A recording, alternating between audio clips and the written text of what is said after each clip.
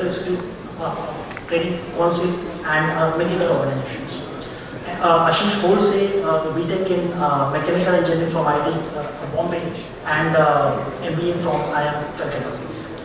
So it's an honor and pleasure to invite Ashish on the stage for delivering a special address at our event. Welcome, sir. Ashish. Even if you can please.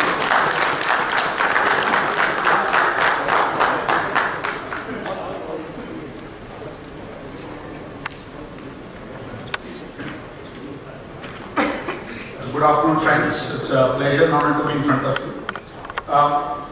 I used to be a banker, many of you are bankers, and I have a lot of stories to tell of my sort of past days. But basically, how do we use technology to reach out to the masses?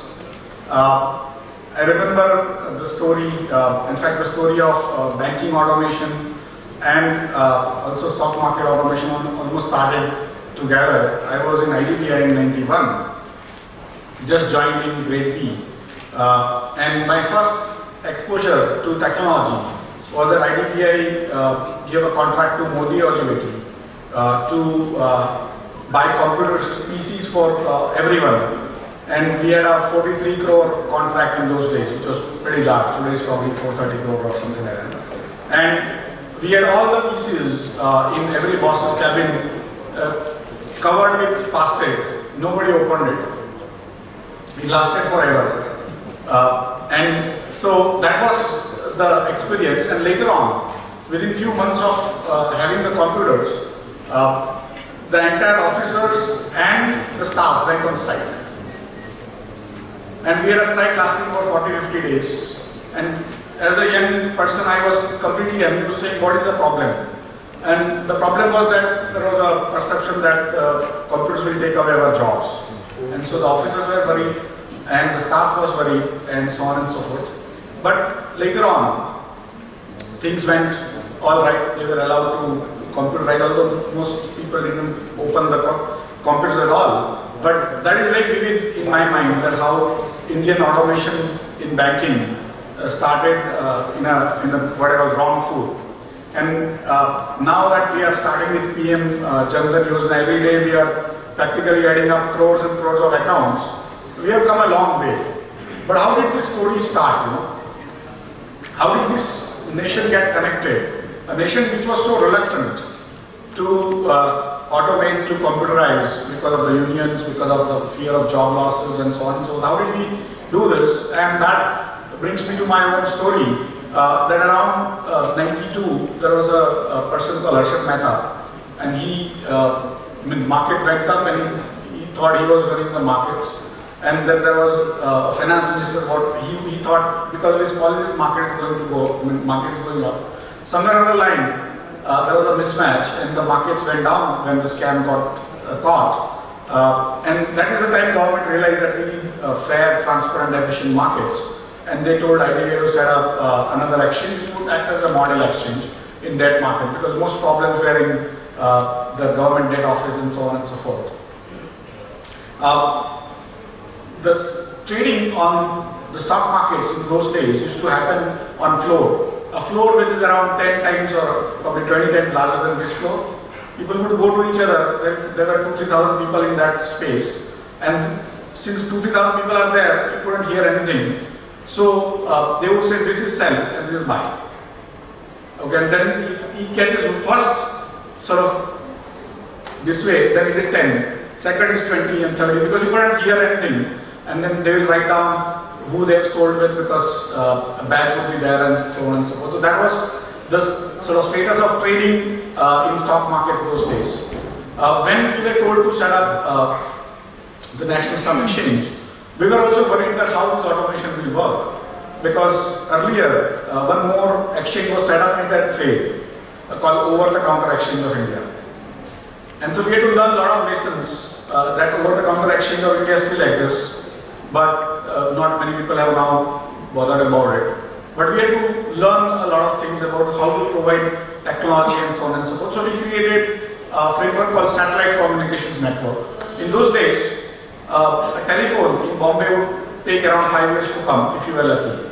If you applied, it will take 5 years to come. And if you are to connect on a dial-up modem, it will take probably 2-3 hours for one connection to happen, and it will drop in a few minutes. From there, we came to a framework which was able to connect India to less than 2 seconds response time. Where basically, how does many of your technologists in banks, so just to give you a perspective on why it takes 2 seconds for a SATCOM to connect, is that the light travels at the speed of 3 lakh kilometers per second. And the satellite, a geostationary satellite, is around 36,000 kilometers on top. So it goes up, then goes down, it's 72,000 kilometers, then it brings back the response and it comes back. So it's around 1,41,000 kilometers it comes back, and that's how almost half a second just goes in the travel time, and then the response which comes from the computer and so on and so forth. So that was what we say 2 seconds was our response time in those days. That how, I mean, if a person anywhere in India places an order, you would give a response time in 2 seconds. That was in 1994. Once that framework, in fact, DOT was opposed to allowing the private sector to use the satellite communication, because DOT thought that the satellites belong to them and people shouldn't use it because they will use it for research and so on and so forth. We had to actually force ourselves into saying that we will use it for commercial purposes. As soon as the SATCOM was used in India for stock markets, within a few days or few weeks, the banks started using it for connecting the ATMs and branches and so on and so forth. And that's how the entire India got connected. It was literally a national integration of India in a different way, in a very silent, very sort of unseen way. Today, India is fully connected because of the banks are connected, stock markets are connected, through mobiles are connected, and so on and so forth. So that was basically how the trading system got automated and the banking system got automated. We went from manual to automation in 90s. Early 90s was basically time to do core banking and so on and so forth. Some banks did much later, but that is the time the core banking framework started. That is the time all the branch networking started, and that is the time the stock market started getting automated. So from manual to automation, it was very easy. But today, if you go from automation 1 to automation 2, that is, you have taken a core banking system of 1990s vintage. Most of the core banking system today are 1990s vintage. They are very inflexible. They are hugely costly. They are very difficult to operate. But can you change them? It is extremely difficult to change. It is easy to go from manual to automation. But automation to second automation is practically impossible. Imagine 50,000 branches have to be on the same platform on the same day. It is not easy to change your technology going forward. Many banks in the US became automated before us. They became automated in 70s and 80s. And they had an issue of Y2K. But today also, many of them are still on their old mainframes. They are not able to actually change it, because if you change, who will bend the cap? All of us are salaried employees, and if you take the risk, nobody is going to give us medals, right?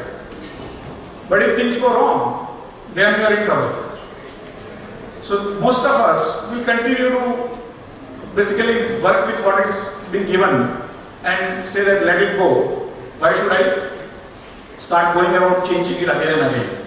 And what is it that in it for me if things come out right? But if things go wrong, I will be in trouble. And that's why automation 1 to automation 2 is something which we have not actually attempted anywhere in India. As soon as NSE became automated, we realized that it was basically written in a language called PL1. It is pre-COBOL, pre-Fortran, pre-everything. NSE still works on the same frame. It was bought, this technology was bought from a company called TCAM in New York. And so as soon as NSE was set up, we realized that this is a very inflexible system. It is very difficult to change because every day regulations change. RBI comes out with new regulations, SEBI comes out with new regulations. We have to continue to change everything. So you need to keep an army of people from various software agencies to just keep on changing, and still it's very difficult. to change. Whereas the new technology allows you to paste faster, don't have as many bugs as you actually encounter with the earlier versions. But NSE set up a team in 1997-98 to change the trading system. Until date, they have not been able to change. It is 2014, 16 years, and they have not been able to change. What has happened is, NSE kept on adding more and more hardware. Hardware improved, so it kept on taking more and more load in terms of the number of orders, number of trades, and so on and so forth.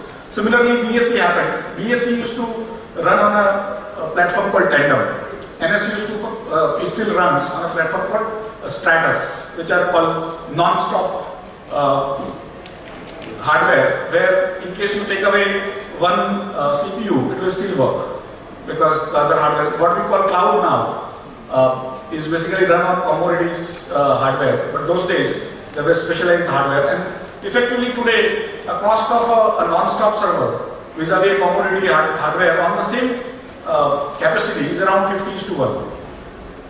So the specialized hardware, which don't go down, is around 50 times costlier on the same capacity, on the same speed. And you may not get a speed because they have to connect to each other continuously in terms of all the CPUs have to know each other and so on and so forth. So 50 times more cost you are paying. But you don't have a choice, because if you change it and if it goes wrong, you are in trouble. And so BSE was on a system called Tandem. NSE was on a system. Tandem then got acquired by HP. Now it's called HP non-stop servers, if you have heard of it. And NSE is still on Stratus servers. Somewhere on the line, when I joined BSE, we had an issue. BSE was slower than NSE throughout the period, 20 years, from 1994 to 2013. We had an issue that when I joined BSE was giving response time of 300 milliseconds. It had ability to take 5,000 orders per second. NSE was giving a response time of 10 milliseconds, 30 times faster. In 1 second, there are 1,000 milliseconds. So both were giving very fast response, below below seconds, in fraction of second. But still, NSE was 30 times faster. So we worked hard on Tandem system to make it 10 milliseconds to match NSE's, but NSE worked hard to take it to 2 milliseconds. So again, we were 5 times slower in 2011. And we had to take a call saying, can we run with this system and die, or take a calculated risk and change our system? In April of this year, on April 8th, April 6 people went home on Friday, and when they came on April 8th, they were on new system completely. Today, my system is able to give you response time of 200 microseconds. In 1 second, there are 10 lakh microseconds. And I will take it to in next 3 years, I will take it to 20 microseconds. With a capacity of 5 lakh orders in a second. So if I place 5 lakh orders in a second, I have to give you response time on medium basis of less than 200 microseconds. 5 lakh orders is a huge number. IRCTC, which is considered one of the larger automation projects in the country, IRCTC, when it does 5 lakh orders in a day, it is considered an achievement. They issue press release. And many people print it. I can do it in 1 second. With a response time of 200 microseconds. When we brought it to India in April, nobody could measure the microseconds actually. The response time of, you have to measure it, right? Then only you know it's a performance, otherwise you can only claim. And we had to import equipments to ensure that we are able to measure, and we have to give timestamps to everything and so on and so forth. So why I am telling you this story is that we had to go from manual to automation. We had a huge floor. When we went in 1995, BSE went to become automated, it was easy. But from 1995 to 2014, when we had to go from automation 1 to automation 2, we did not have gone. We would have died, I would have over 20, 30 years, because BSE has a lot of money, it can keep on giving us salaries. But we had to take a call saying, can I go into the newer situation? Can I go into a newer framework? But I have literally 3 lakh terminals across the country in 2,000 cities. which connect to me every day. And I have to ensure how do I change all their technology on one day. And they are not my employees, unlike a bank where ATMs are in your control, they are employees, right? A branch is in your control. I have nobody in control. BSE's total staff strength is around less than 500, including staff and officers put together. 3 lakh people, how do you change them on one day? And we have to create a framework so that people who don't want to change, they don't have to change. We created a middleware by which they actually place the order, and the middleware interprets and takes it to the new software, and so it's transparent to the user if they don't want to change. They get slightly slower response time. Instead of 200 microseconds, they may get 400 microseconds response time. But at least you ensure that there is a seamless transition into going for newer technology. But this was a change we had to do. We had no choice because we were losing market share continuously. And many of you will have that sort of dilemma going forward, saying how do we actually end up doing this. And that brings me to another issue of risk management, because we trade at a speed which is now 200 microseconds, 5,000th of a second, that is the response time. In next 2 years, I will be in 50,000th of a second response time. And most of my orders are now coming from computers. Computers are taking my data, defining whether they need to place orders or not. Today, more than 95% of the orders on BSE come from non-humans. Human intervention is zero. It's decided by computers, placed in, and I need to do risk management. If by chance some of them end up placing orders which they are not supposed to place, if I don't have the margins from them, what happens? It will create a chaos. And my systems are able to take all this data. I have 2.6 crore users registered with me. Anytime any one of them trade, I manage their portfolio risk on real-time basis. Mark to market happens on real-time basis. The margin calculation happens on real-time basis, and they are allowed to place margins with banks on real-time. Everything is totally, completely, thoroughly automated, but in a response which is fractions, 1 by 5,000 of a second, not a fraction, but beyond that. And that is where basically we had to work very, very hard on. Even we had to work very hard on the networking side.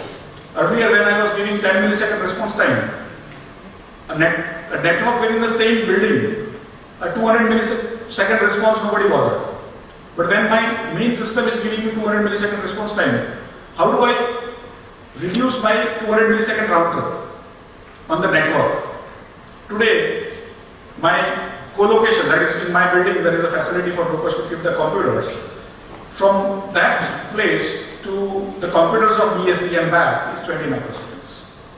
So each and every component of your network, your systems and so on and so forth, you need to continue to optimize and change. And that is where, for me, the promise of the automation is that earlier, the markets and the formal finance, whether banking, insurance, microfinance, health insurance, anything, mutual funds couldn't reach people because there was a cost attached to it. If you had to go to a small village in a small town or a small town, a branch setting up is hugely costly. Today, with mobile handhelds, I think you can go and visit some of the exhibits. You can literally have your business correspondents moving around with biometrics and all, giving you an ability to connect to the main central database in fraction of a second. And that is the promise that earlier the formal finance couldn't reach the masses because of the cost considerations. Today, at a really low cost, we are able to reach out. Today, BSE is present in 2,000 cities at practically very low cost, and we are available on mobile. We are available on internet. Many of the orders come through internet. Many of the orders come through mobile, and that will be true for banks also going forward. And for me, that is the promise that today a Sarda scam happens or any other scam happens is because we have not reached there. Because of various reasons, one of them is cost.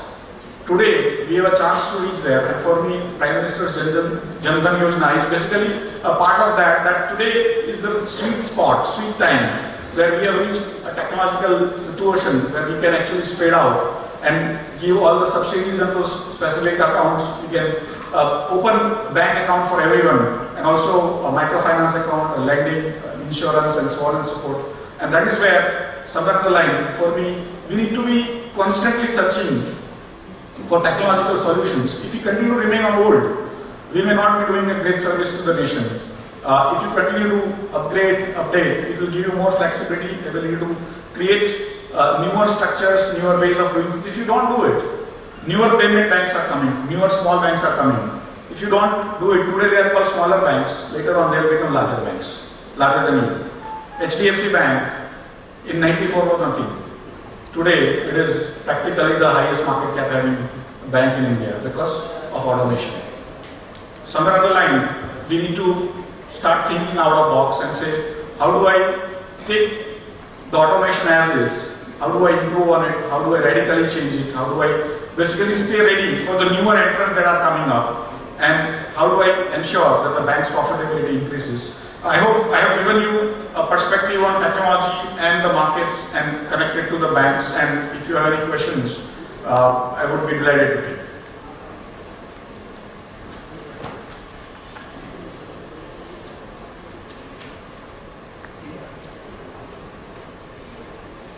Good afternoon, everyone. I'm Mr. Mithu.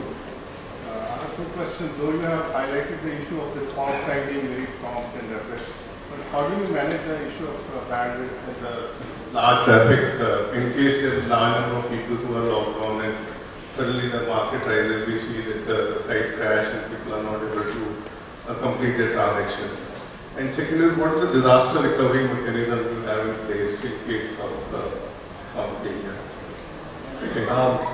On bandwidth is a basically consistent struggle, because earlier when we started automation of exchanges, 64 kilobits lease line used to be very large. Today 1 Gbps is not large, right? So effectively you need to continue to upgrade, update the entire network, but even from day-to-day basis you have sometimes huge upsurge on a particular momentary basis, and people have issues that their pipe is not able to take that data load, and so you need to encrypt, you need to compress and send it to them, and you need to also continue to optimize that what data you need to send, and that data is not stale. In our business, today, because my response time is 200 microseconds, anything I send after additional 1 to 5, 200 microseconds is stale. If I send you information, it's like, I give you an example of television. If you are watching television cricket, which is real time, we call it live, right? And if you, what you are watching is coming to you probably after 4 to 5 seconds. A bowler is taking his stance, he runs through the ball, he gives the ball and the batsman hits, ball reaches the boundary, and then actually the transmission to you comes. Because there is a way 36 cameras are actually recording, and then it goes to the satellite and comes back, processed and comes to you. It takes 4 to 5 seconds. That's a stale thing, because imagine if your friend is sitting in the stadium and calling you up on real time and saying next ball is 6, and you look back and tell your wife that next ball is 6. If you do it 3 times, your wife will think, oh, you know a lot of cricket, you don't know, right? And it's basically you are playing on the stale information. And for us, at our speed, now 200 microseconds is a stale information. Anything beyond that is stale information. And that's why we need to optimize and also know if you, how do you send, what kind of data you send, at what speed you send, and what sort of cross-section you take. We also keep something called tick-by-tick data. We have 5,400 stocks, and sometimes today I get 50,000, 60,000 orders in a second, although my cap is 5 lakh. But today around 50,000 orders in a second come. Should I send every detail to everyone? Then it will be probably 10 Gbps. Or should I send a little less to different people who can handle only that part of it? On the disaster recovery side, we have a near disaster recovery in Vashi. So in case we go down due to, and Bombay Stock Exchange has been bombed before in 1993. So it's not only a conceptual thing, it is actually real danger for us. And if you come to BSc, it's like a fortress. Getting in is a tough thing because of anti-terrorist squad and everything, everyone kind of waiting to search and seize and stuff like that. But effectively, for us, there is a near DR site and then one more far DR site in another seismic zone in Hyderabad is going to be inaugurated sometime in this month or next month. And so basically we take it very, very seriously on the DR side because our business cannot get delayed by more than 200-300 microseconds. And stopping it for some hours, sometimes it does happen. But effectively you try to spend as much as you can and take all precautions that you don't delay things, you don't go down and so on and so forth.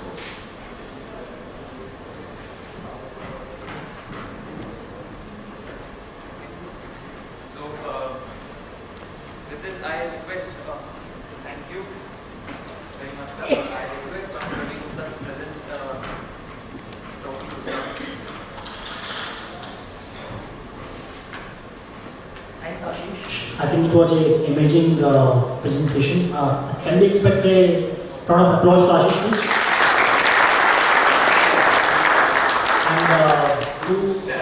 And you heard him, he's the man behind the IT of NSE and also the BSE, which is the most efficient stock exchange and perhaps one of the largest in the globally. So just to honor his presence at this event and also his contribution for making our IT in the financial sector so efficient, we would like to honor it with an trophy and award from all of us at FIT, please.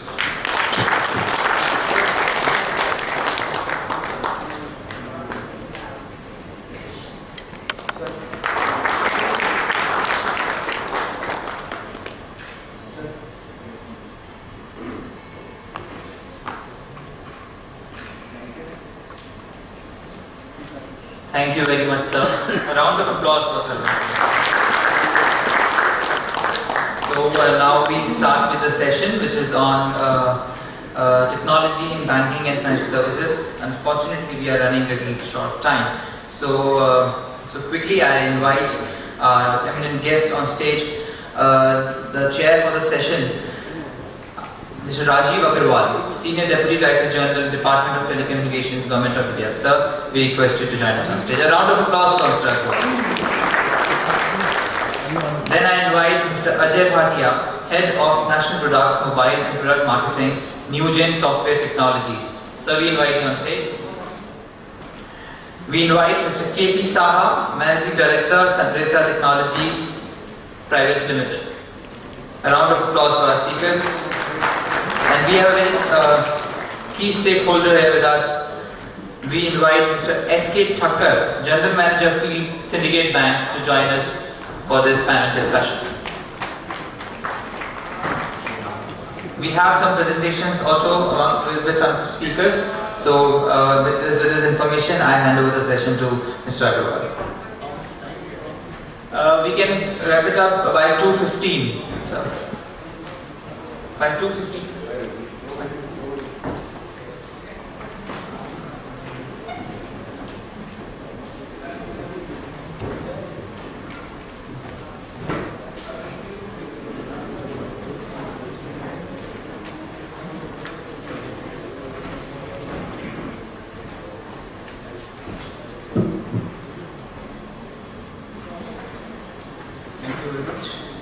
And sorry for encroaching into your lunch time, though not my fault. I'll just go through a brief overview of what technology is, and then I'll give it to the experts. They will speak at their own fields. So basically, you all know that organizations in the banking and financial service sectors, they are increasingly turning to technology to enhance the customer experience and to gain a competitive edge. When we talk of technology for banking and financial services, we have to take into account the disruptive developments that are facilitated by the information and communication technologies.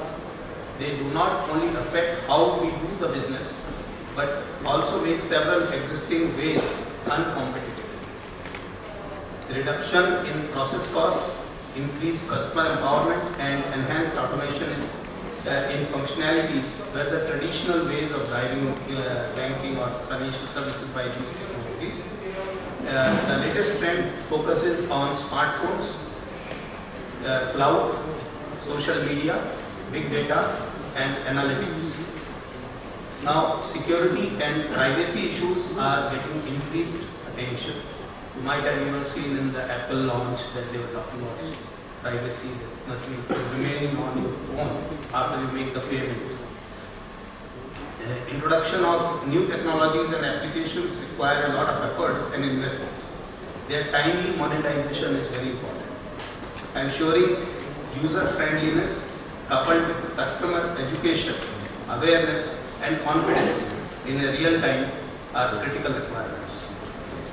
Synchronization with the developments in the ecosystem can make or mar successful operations. Such ecosystem includes development in user devices, availability of reliable and affordable connectivity, which also, especially for our country, will determine the size of the markets for relevant products. Racing ahead of time will lead to high and wasteful expenditure. Going slow will result in lack of competition. India has around 68% population which is still in rural areas.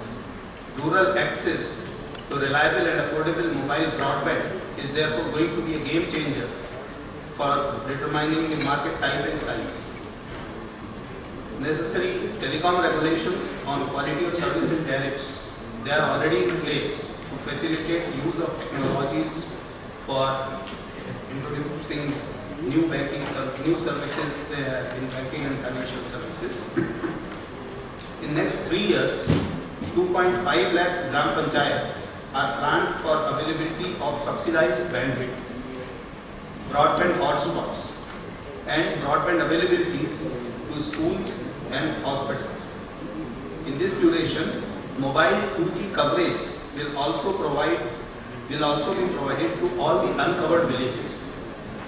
So maybe 2 to 3 years from now, you will find that availability of 2G coverage and of bandwidth for broadband, they are going to be available, which means that at potential places 3G rollout will also be possible very easily because of availability of subsidized backhaul.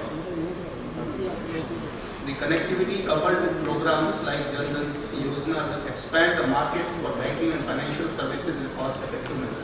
I mean, money will be available with the people and technology will be taking you there. So market expansion will be increased.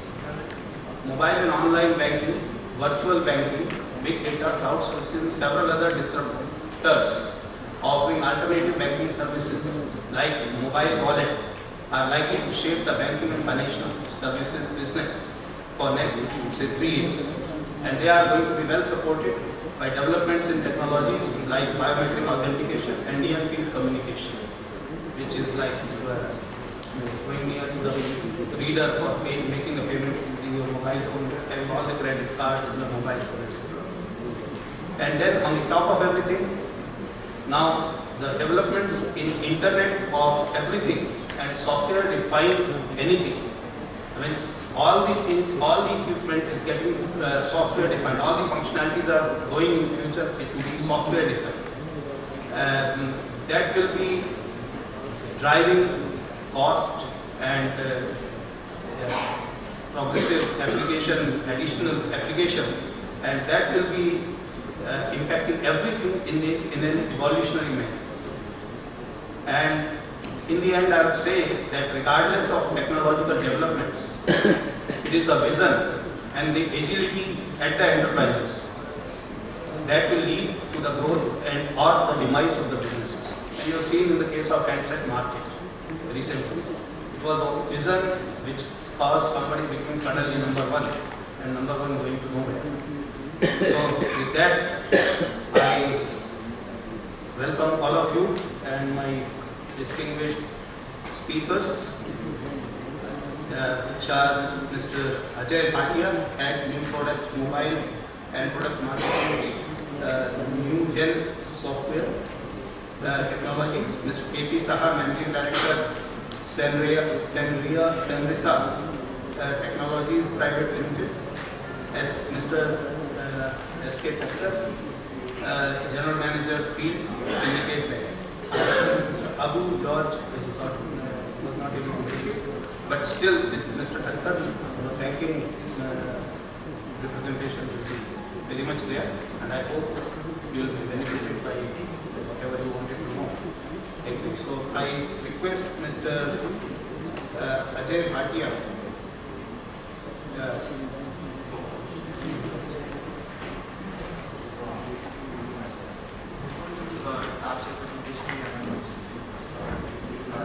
So before Mr. Bhatia starts, I would like to inform that we have Mr. S.S. Bhatt, CGM, Chief General Manager FI of Canara Bank with us.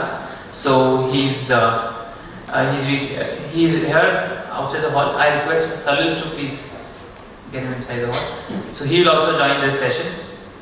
Sorry, you can. Okay. So Arup, I request you to put one more chair.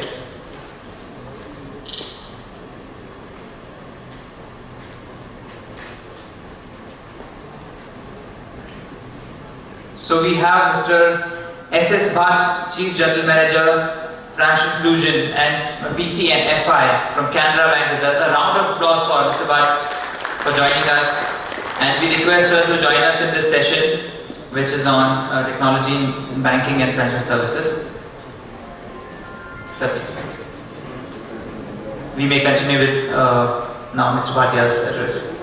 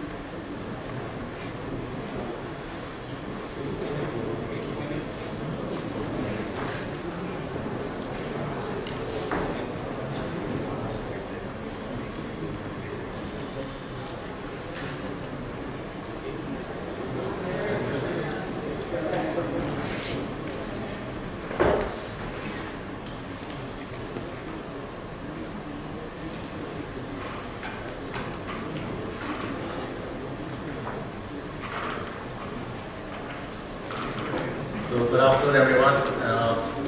Thank you to the organizers, to Mr. Agarwal and everyone who's present over here. I'm pretty honored to be presenting over here in front of such an esteemed audience. So today my session is going to be about banking transformation. So I'm going to be specifically talking about mobility. A quick introduction about me. So I represent the company called New Gen Software. I am the head of product marketing over there. And my expertise is specifically in mobility. So I'll keep it to that because we have very little time for this presentation, so I'll just directly jump into it. So like I said, today I'm going to be talking about banking transformation and especially how mobility is going to enable that.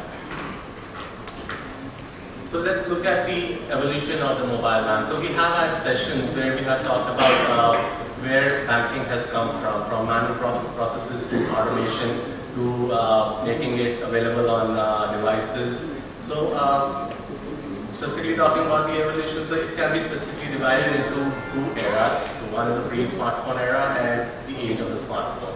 So the pre-smartphone era was probably in the decade, in the last 20 years, where we had feature phones and we had functionality like SMS and web banking and mobile web banking.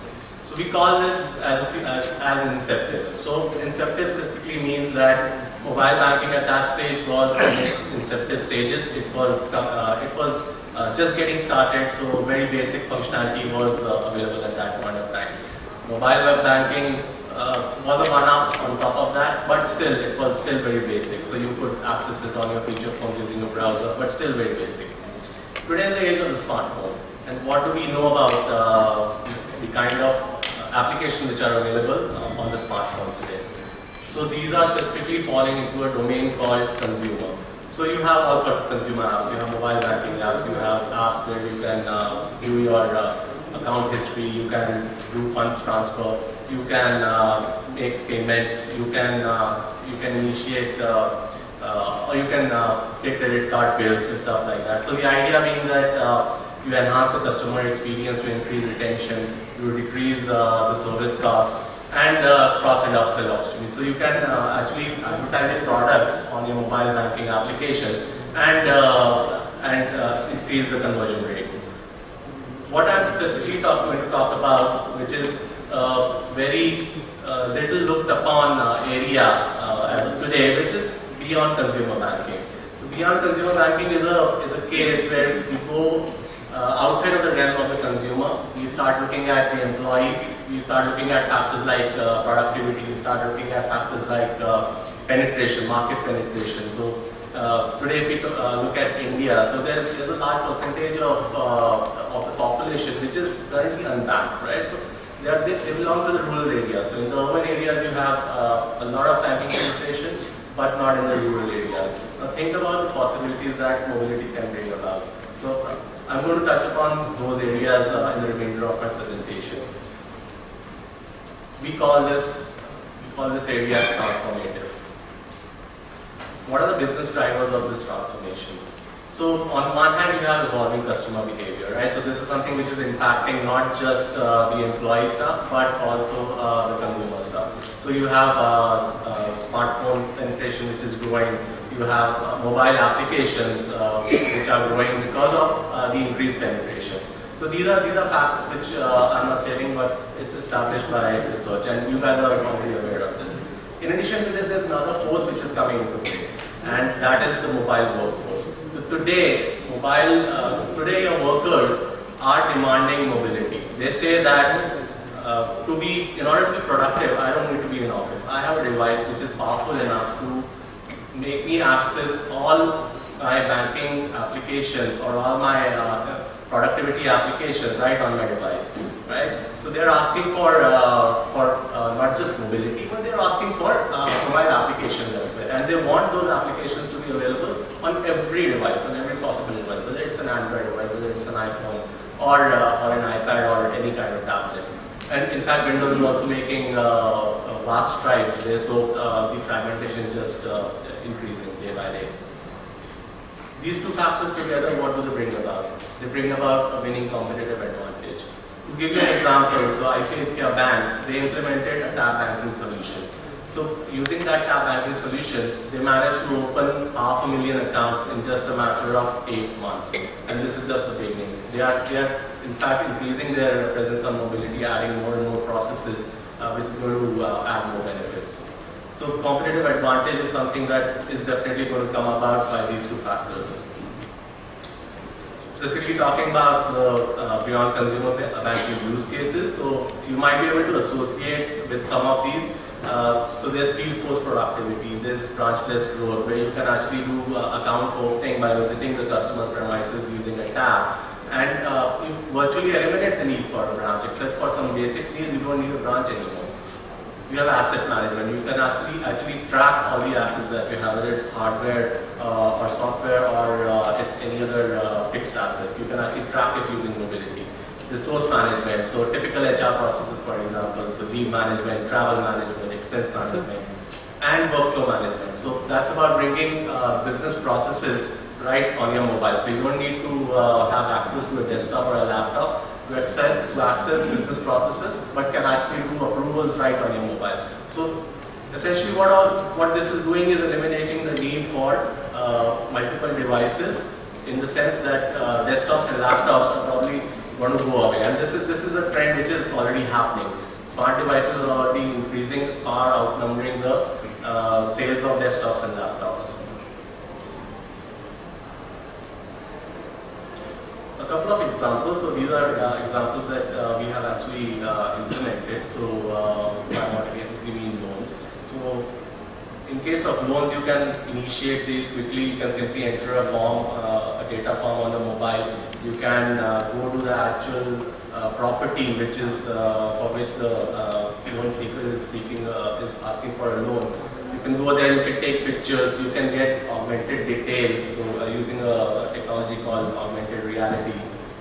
And you have access to data and dashboard, so analytics capability is available right on your fingertips on your device, and you can make informed decisions right on your mobile. So this process typically is going to take less than a day. So ICICI Bank, the example that I gave you, they managed to reduce the turnaround time, the account opening turnaround time, from a matter of 4 days to less than 24 hours. So imagine the possibilities, the kind of benefits that mobility is really going to bring about, especially in the case of initiation and onboarding. So this is the example that I was talking about. This is the ICICI Bank example. So you have the mobile application available on the device. The agent goes to the customer premises, captures form and data details, whether it's an Aadhaar card, whether it's a passport, whether it's a phone bill. You can simply capture it, extract the details. In fact, you can even verify it online. So talking about the Aadhaar card, so you can simply capture the QR code, extract the details, and verify it online then and there. So no need to take the processing back to the back office. So it's instantaneous, right? A few screens about what it looks like and the impact that ICICI Bank had. So it's in fact in the news. You'll see it everywhere. There's another trend that is happening. So beyond consumer banking is something that I think we have established is where mobility is heading right now. There's another trend. So mobility is bringing about a proliferation of mobile apps. So as and when devices are increasing, the number of operating systems are increasing, the platforms are increasing, mobile apps are also increasing because people are actually asking for it, not just consumers, but your employees as well. They're asking for it. As an example, La Caixa, which is Europe's leading savings bank, has 60+ mobile apps, right? So just imagine. So once you think about the kind of processes that you can actually automate, not just in the consumer space, but also in the productivity and employee space, think about how many apps are you going to have. I mean, that's a valid thought, and that will bring up a challenge. So the question you need to ask yourself is, are you up for it? The challenge that I'm talking about, not just about proliferation, but also about introducing so many processes in your enterprise system. So you have all of these mobile apps on one side, and you have your existing banking enterprise jumping on the other side. The challenge is to bridge the two, right? So here I'm not even talking about all the different kind of devices that you have. That's something that is going to be taken care of MDM solutions. I'll just wrap it up quickly. So you need to quickly map business use cases to work for. You need to quickly deploy the apps. You need to develop the apps quickly. You need quick integration, and you need security and manageability. So you need to do all of this pretty fast. How are you going to do it? This is where the Newgen Enterprise Mobility Platform comes in. So you have a lot of platforms available out there. NEMP is another one of them, but it provides more than any other platform, especially the rich content toolkit and configurable business use case. So those are our differentiators. So essentially what it means is that you can have a single app, you can code that app on the back end in the enterprise and have it pushed to the mobile device. So no need to have multiple apps. You can have list access and stuff like that. So security is automatically taken care of. So in order to transform the mobile bank, we need a solution which is a platform which enables you to deploy extremely configurable mobile apps, which has future-proof technology and security enablers, technology-agnostic implementations, and reusable components. And what are the benefits that you're going to reap? So you're going to have fast time to market, you're going to have high performance and security, you're going to have low total cost of ownership because of the manageability. And manageability is of course going to increase. And the overall impact of that is going to be enhanced productivity and consumer engagement. So with that I end it. So I wasn't able to cover everything right now, so we have a booth, so I invite you to visit that booth if you have any questions, and I can take you through the Thank you.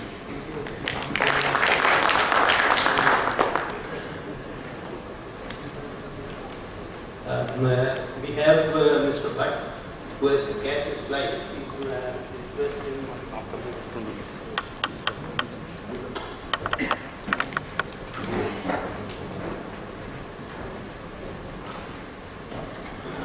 Good afternoon, distinguished delegates, distinguished panelists. Thank you, Elites, for providing this opportunity. As a banker, I would like to put some practical perspectives of a banker of the technology. Now you have heard the previous speaker speaking on the mobile, how the mobile has changed the lifestyle of the people. Now, everything you can have without mobile you cannot live. If you are leaving your mobile, then your life is stopped. That is the present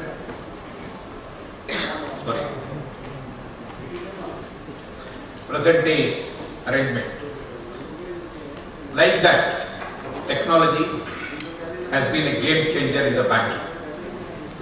I would like to put one perspective that in the year 2006, when the financial inclusion initiative started, we were to open the accounts in remote areas. At that point of time, I distinctly remember, because we had to open the many number of branches and also open the accounts. We practically carried the photocopier, the photographer, and also the other persons to fill up the forms, went there, held a camp, and then did the account opening.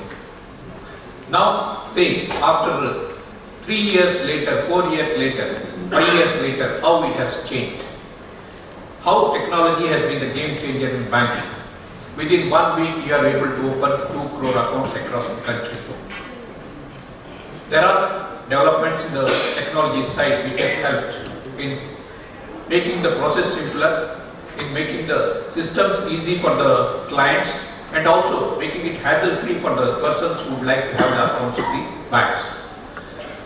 In that, I think the UIDAI, the Aadhaar number, has been the greatest enabler in the technology ground for the banks to making the systems very simple and more productive. If you have your Aadhaar number, go to a branch or the business correspondent, give your number and give your thumb impression, your account is open. Such a simple methodology of transforming the technology into the real life of the people. Any rural person, if he has got the Aadhaar number, he need not worry about any other documents he needs to produce for opening the accounts or connecting to the bank or getting the subsidies or any government benefits. That is the change which has been brought. And when we analyze these many things, what are the steps banks have taken in popularizing this technology, in popularizing the various solutions to the common man. Anyway, the literate or the elite will always have their own facilities, but it is the deprived classes and the unserved and the remote people who do not have the facilities. Even now, some of the remote villages where the connectivity is an issue, though technology has gone so much advanced, so much developed, but they will not be able to get the benefits of this technology. That is the challenge in taking the technology to the remotest areas. There again, further technologies like mobile banking, what we have introduced, the latest introduction of the USSD platform.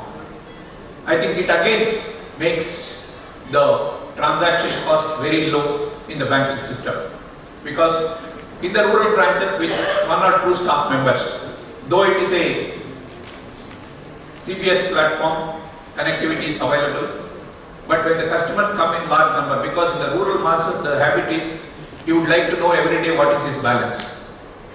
He wants to make sure that my balance is there in the bank, somebody has not withdrawn my balance.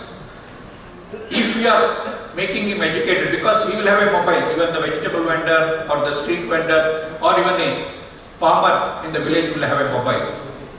with this simple technology of USSD, if we are training him about the usage of this platform, then he will not rush. Every morning he can just, if it is charged, then he will be very careful to see that whether I should look at the balance every morning, or he should have once in a week or once in 10 days. But that enabler is that he has that confidence. Yes, at any point of time, I can have this thing in my hand and I can surely know what is happening in my account. That sort of confidence this technology has given.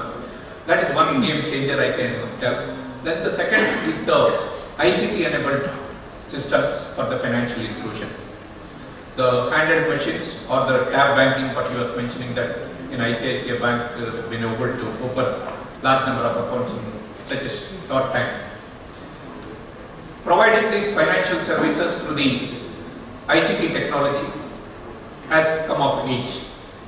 Definitely, there are a lot of advantages. One is developing the savings habit among the rural people. But for this, these people would have kept the money with them in the house, or they would have kept it somewhere with the relatives or somebody. But because this person with handheld machine is going, giving the receipt right on there, he has that confidence, yes, I can keep the money there. With that, the savings habit improves, the savings come to the bank, that money is productively put to use. That is the first thing. Second thing is providing credit. Credit also, he need not travel to the bank. If inbuilt overdraft as per the facility, if it is given, many of the banks have already enabled. Before this Jan Dhan scheme itself, there is an inbuilt overdraft facility linked to the smart cards or the other cards, Aadhaar cards. When he needs the credit, he can go to the bank mitra or the business correspondent and avail the credit. He need not depend on the money lenders. He need not depend on the village saukar. He need not depend on the shopkeeper in the area to take his balance. His life is made easy. The third thing is about the other technology initiatives made known to the public at large. When these things are happening, say either mobile technology or ICT technology through the handheld machines or tab technology, though he is illiterate, definitely he will use that. Because we know in the everyday life, the illiterate also use the bank notes. He knows which is 1000 rupee note, which is 500 rupee note, and counting also he will be making. In that way, mobile also they have used and they are able to use that. Like that, even the illiterate, there was a dialogue that whether we should issue these debit cards to the illiterate people.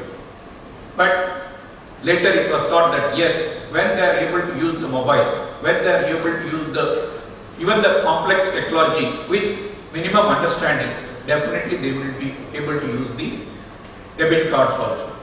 The introduction of debit cards, even for the illiterates, this is again through the technology. You will have that. Initially in our bank, what we had got was for the illiterates, we had started biometric and the color based. Depending on the color, if it is a pink color, it is 100 rupee note, or if it is a green color, it is 1000 rupee note, like that. Now, with the change in times, the same person who is illiterate is able to understand what is the number, and he is able to transact with the card. These developments have really brought in changes, but for technology, the things would not have taken to this stage. Only thing is, it has to be universalized. Technology, yes, it is there, but there is a need for universalization.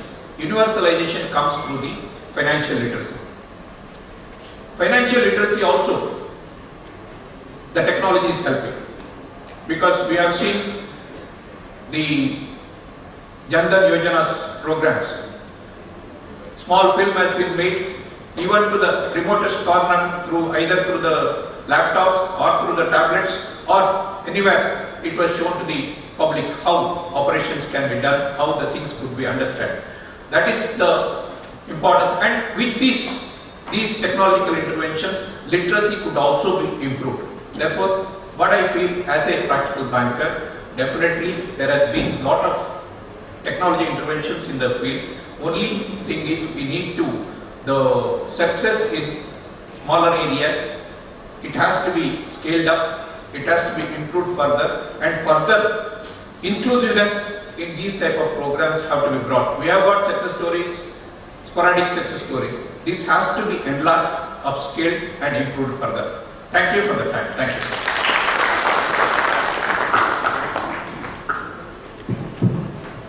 Thank you, Mr. Bhatt, for giving the rural banking perspective, what kind of difficulties people face.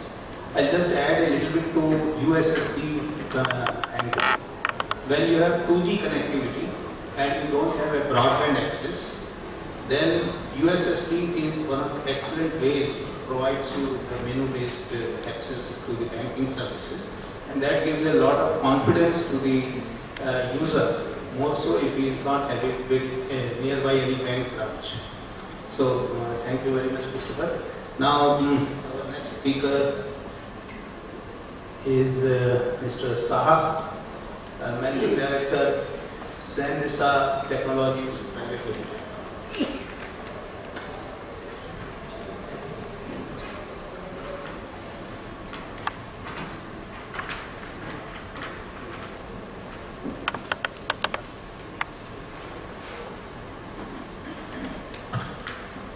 Good afternoon, everyone. I know we are already going late, and I promise I will keep my presentation as small as possible. So, basically, we are working in the financial inclusion domain for the last many years, and we have seen all the technological evolution that have taken place over the last 4-5 years. It started in the year of 2007-8 with the offline system, right? Then it has gone to the online. Then in the year of 2011-12, suddenly everyone is moving to the real time. And today, I mean, though the last one it was smart card in most of the banks, right? Now we see a RuPay. When the RuPay comes, the whole technology again changes. All the technology are redundant now. So we have to come up with all new technologies. So let me share my experience in the financial inclusion. What we have seen working with the banks, right? So this financial inclusion as a social responsibility or a trust from the government, right? Everyone is working for the same, right? And we are opening crores of accounts. And we find like majority of the accounts are dormant. Dormant in the sense there has been no transaction at all till date. And if you see the reason behind that is like the day the account was opened, right? And the day the customer get a card, whether it's a smart card or whatever, or the accounts, right? There is a gap of at least 2 to 3 months. I mean, if it is the most optimistic is the 3 months. In some cases, we see even after a year they don't get a card. And anyone, if you get a card after 3 months or 6 months, no one will be interested to do transactions, right? So today I see again the similar picture, because today everyone is doing lots of crores of accounts, right? And no one is aware when the card will be issued. Most of the bank have said no more smart card, please. We will be issuing RuPay card, right? So when those cards again, maybe after 6 months those cards will be issued, right? Again the picture will be same, like hardly people will be interested to do transaction after 6 months. So we at Senrisa, we try to work out on the technology, whether the technology have something to offer to the bank where even the card is not issued, or we can help the bank in reducing that difference, right? To make the accounts at least operational from the day one when the account is open. Right? Say, let us consider a customer comes for an enrollment or opening an account, right? What we have found, like most of the people are interested to do transaction on that day when they come for opening an account, right? But if you approach him after 2 months or 3 months, right, you make a transaction and take the card, he is not interested. Sometimes he give a threat that I will take you to the police. Why you are asking for money to take my card, right? So today we came up with the technology, or we have redesigned our solution in such a way, right? When I do a enrollment or open an account, at that time account is not open in the CVS, right? How can I take a deposit from the customer? So what innovation we have done, we have made the prepaid host. We have brought the prepaid model here. Say the moment you do an enrollment, you get an account number, and at the same time you take a deposit. The amount will be deposited in the prepaid host by debiting the business correspondent account. The moment the next day the account is created in the CBS, right? Immediately the amount is credited to the account. So at least bank would be relaxed that at least there is a transaction in the account. It's no more a dormant or inactive account, right? And even the card comes after 2 months, at least in your MIS you can show that those accounts are active.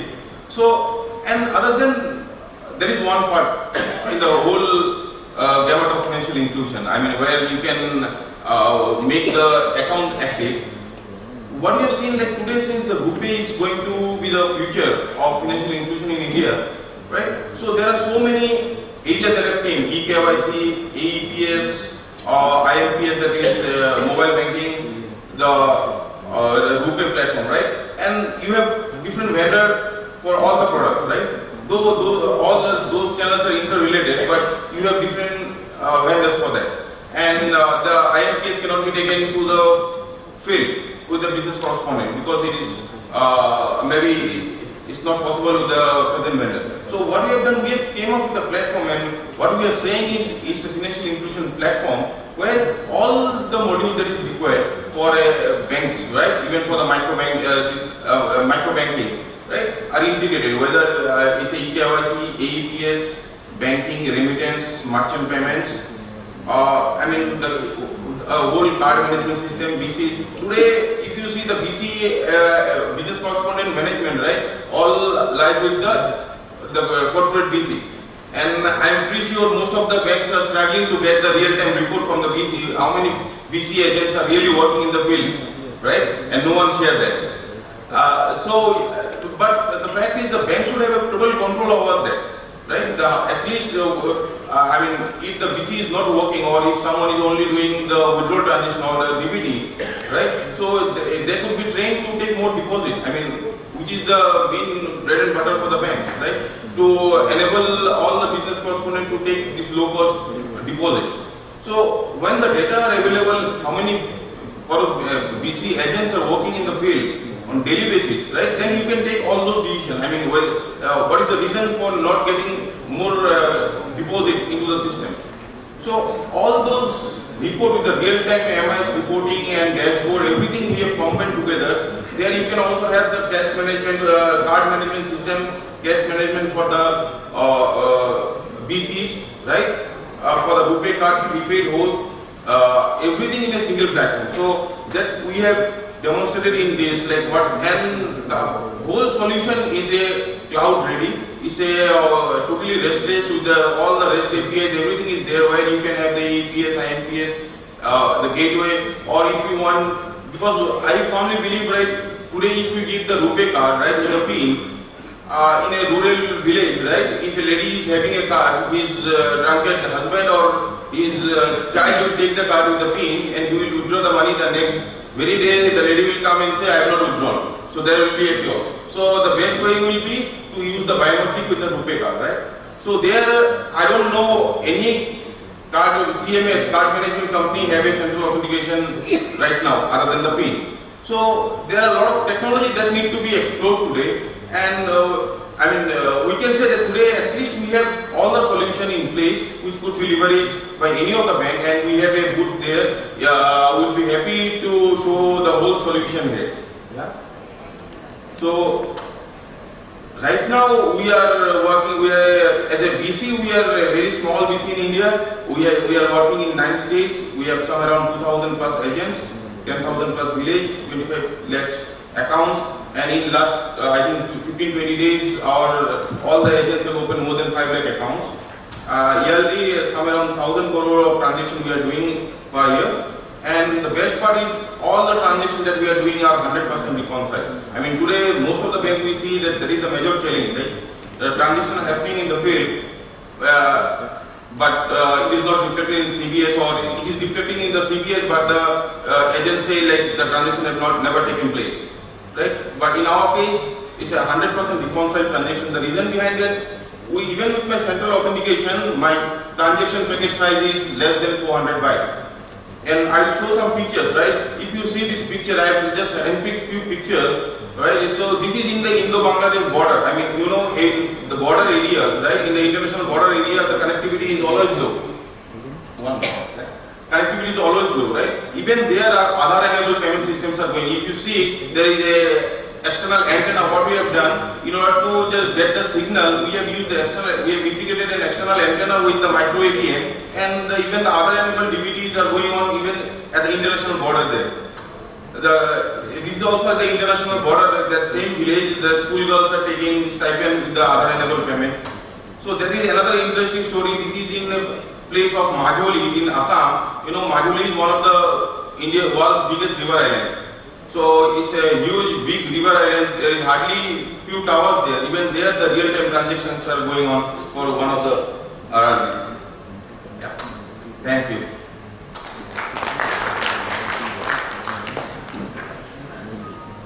We are very close to lunch time, but one more speaker.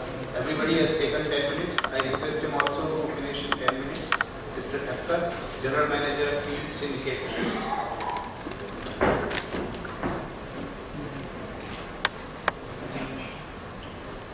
Very good afternoon to all of you and distinguished guests over here and distinguished panelists.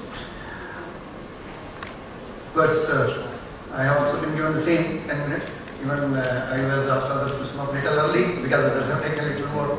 Well, friends,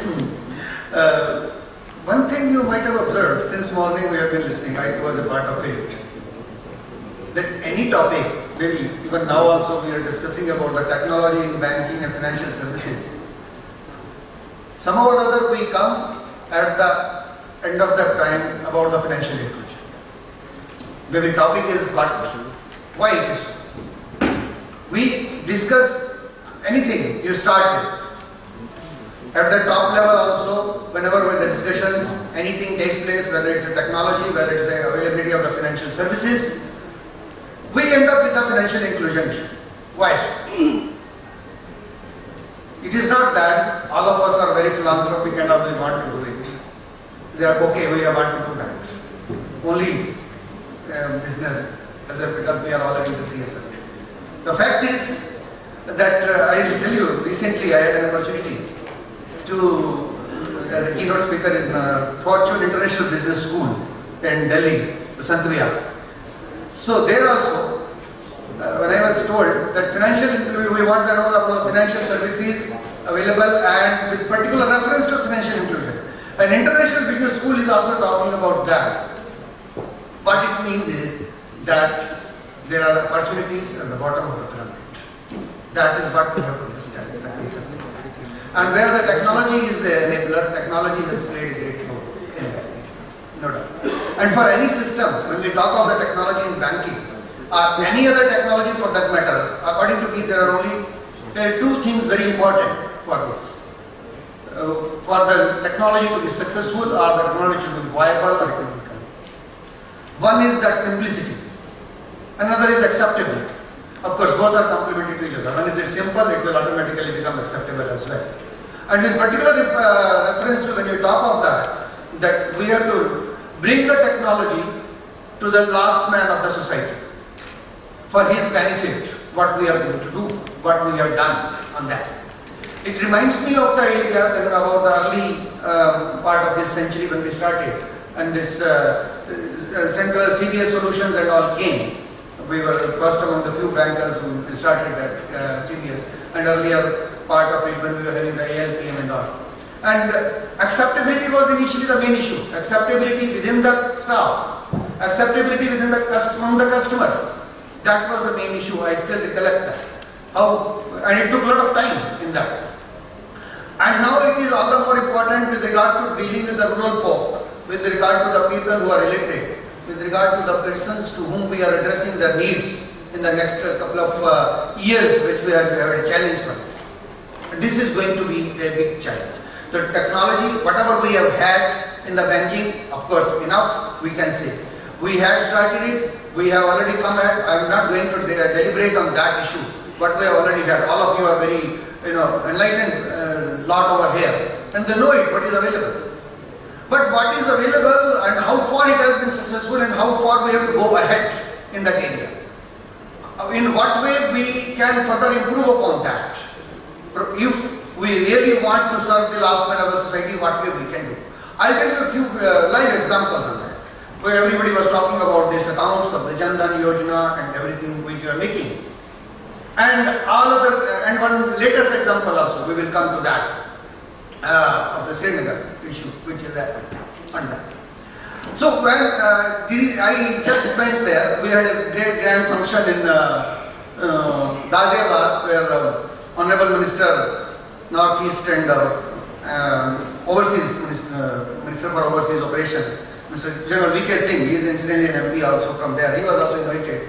And we wanted 28th year of the Gala function was to be organized.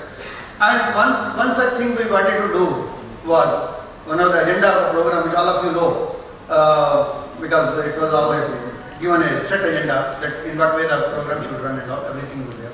But for minor changes there. One was that we have to demonstrate our machines, BC machines, business correspondent, how it works.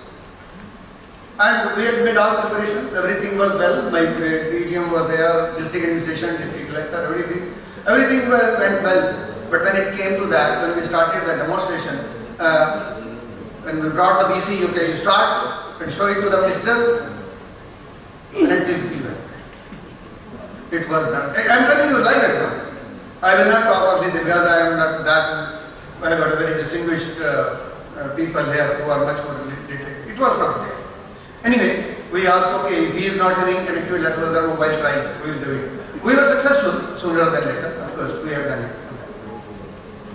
So, ultimately, but when I say that simplicity and acceptability, the village folk, when we are talking of, when we are making it them to them, it will be very difficult. And I have experienced it. I was a regional head also in this area, Ghaziabad, only a couple of years before. How the acceptability can be brought, that's very important amongst the rural. And how he will believe you to accept that. You, as a person, should make yourself presentable and acceptable to him. As a person, I am telling you. Technology will come later. Because he must believe you that whatever he is going to do, it is going to for his benefit. And that is what we did in a practical way. We had one village here in Ghaziabad only. We had one village, one Khanda, which is a FI village again, incidentally. And there we started the things in such a way that the village folk was totally, entirely became with us. How it happened? That they were not having a banking facility for long as FI villages don't have. I went there and spent a couple of hours with them, talked to them, what are their needs, how we are going to do it. And they said, "Sir, everybody comes here, but hota kuch nahi. You are also come." I said, "Okay, let us see that." On my way back, it is late night at around 9 o'clock in that village. I was coming back and I saw it we will open this branch here after 3 days. I told my colleagues. And everybody was shocked, "Sir, how it will happen? 3 days bank khulta hai kya?" Yes, we'll try it. And on the way itself we managed, did it. And what will come there, what computers will come from which branch, furniture will go from which branch and all. Village space is not a problem. Anybody will donate for some time. They will say, "Okay, you sit here at my place." They will be happy. And they will give you with the good food also or everything along with that. So I did it, and you believe me, after third day, when I fourth day, I told them village head, Panchayat, incidentally with mobile, and he was little literate man, advocate also.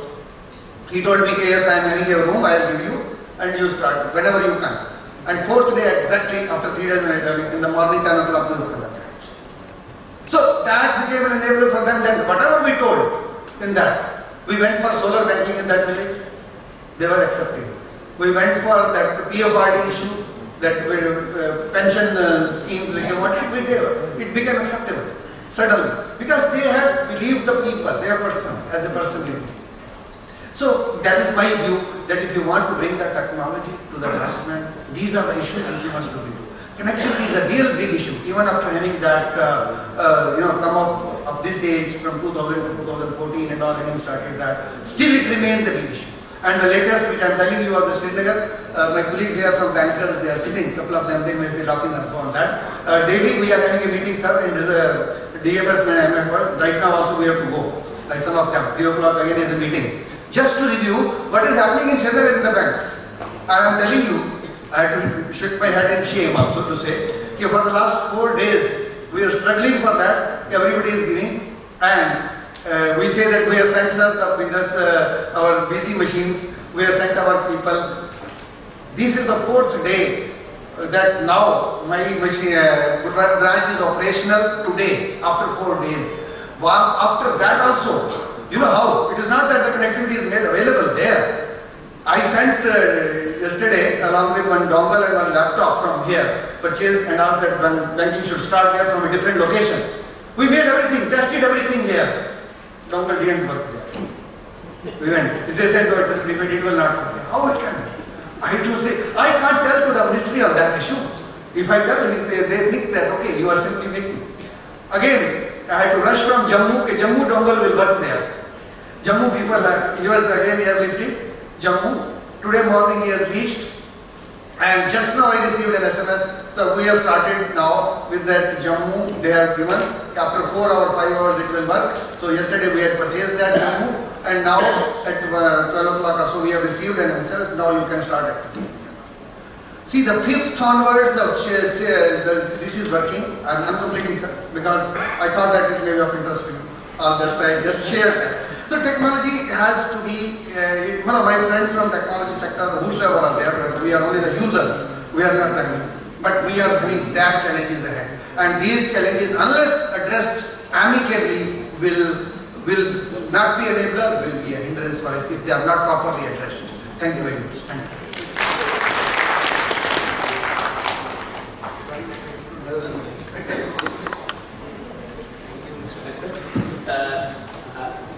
Connectivity is one of the most important things, affordable and reliable, and that's what areas the whole operation. If you don't ensure it is available, but you have to be very sure that you are getting the right quality of connectivity. We are at the end of it, and just one question, if it is a must, if anybody wants to ask. Yeah, so I think we close this session, and Thank you, sir. Thank you. I request Mr. Agrawal to please present mementos to all our key panelists. Start with Mr. Ajay Bhatia, Head New Products, Mobile and Product Marketing, Division Software Technologies. Round of applause for our speakers. Mr. K.P. Saha, Managing Director, Sunrisa Technologies.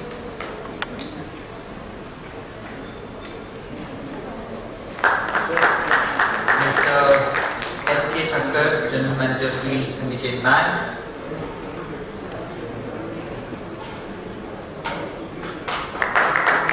I also request Mr. Thakkar to present a memento to Rajiv Agrawal sir.